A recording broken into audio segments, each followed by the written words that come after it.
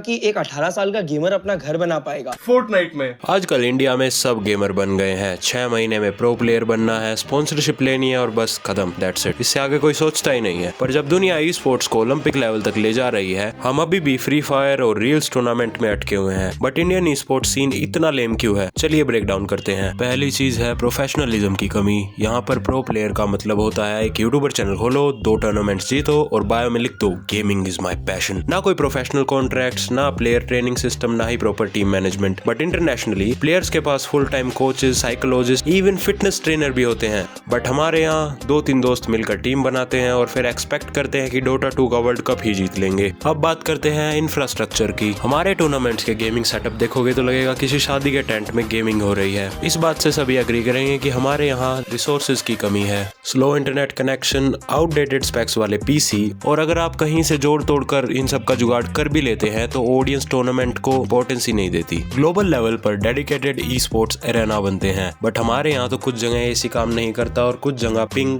200 ms होती है। ऐसे में आप कैसे एक्सपेक्ट करेंगे कि Indian esports scene global level पर ग्रो कर सकता है? हमारी ई स्पोर्ट कम्युनिटी की सबसे बड़ी कमी यही है कि हमारे प्लेयर्स अभी भी शॉर्ट टर्म फेम के चक्कर में फंसे हुए हैं, जिनकी वजह से उनका करियर भी शॉर्ट टर्म हो जाता है। इन प्लेयर्स को लगता है एक टूर्नामेंट जीत कर 3 रील वायरल कर बस बन गए लेजेंड। पर असली करियर बनाने के लिए कंसिस्टेंसी, डिसिप्लिन और पेशेंस चाहिए, जो यहाँ सिर्फ मोटिवेशनल कोट्स में मिलता है, प्रैक्टिस ग्राउंड में नहीं। एंड इसका रिजल्ट 90% से ज्यादा लोग 1 साल के अंदर ही गेमिंग छोड़ देते हैं, क्योंकि रियलिटी थोड़ी टाइट पड़ जाती है। अब बात करते हैं ऑडियंस कल्चर की। अगर इंडिया में IPL का मैच हो तो पूरा देश पागल हो जाता है, पर जब ई स्पोर्ट्स का फाइनल होता है तो स्टेडियम आधा खाली दिखाई देता है। बाहर के देशों में फैंस जर्सीज पहनते हैं, बैनर तक लेके आते हैं। यहाँ लोग इतना भाव ही नहीं देते गेमिंग टूर्नामेंट्स को। जब तक फैन कल्चर डेवलप नहीं होगा, प्लेयर्स को रिस्पेक्ट और मोटिवेशन कहाँ से मिलेगा? और ये चीज बहुत ही क्रूशियल रोल प्ले करती है किसी भी कम्युनिटी को ग्रो करवाने में। इंडियन गेमिंग कम्युनिटी का एक बहुत बड़ा सेटबैक यहाँ के मीडिया और ब्रांड्स भी है। ये लोग गेमर्स को फ्री के एक्सपोजर के नाम पर बस 10,000 का वाउचर दे देंगे और बोलेंगे ब्रो आपको प्लेटफॉर्म दिया जा रहा है। टू बी ऑनेस्ट, इन मीडिया वालों को टूर्नामेंट से ज्यादा कंट्रोवर्सी में इंटरेस्ट रहता है, बट यही लोग किसी का जेन्युइन गेम प्ले या डेडिकेशन कभी हाईलाइट नहीं करेंगे। रिजल्ट्स,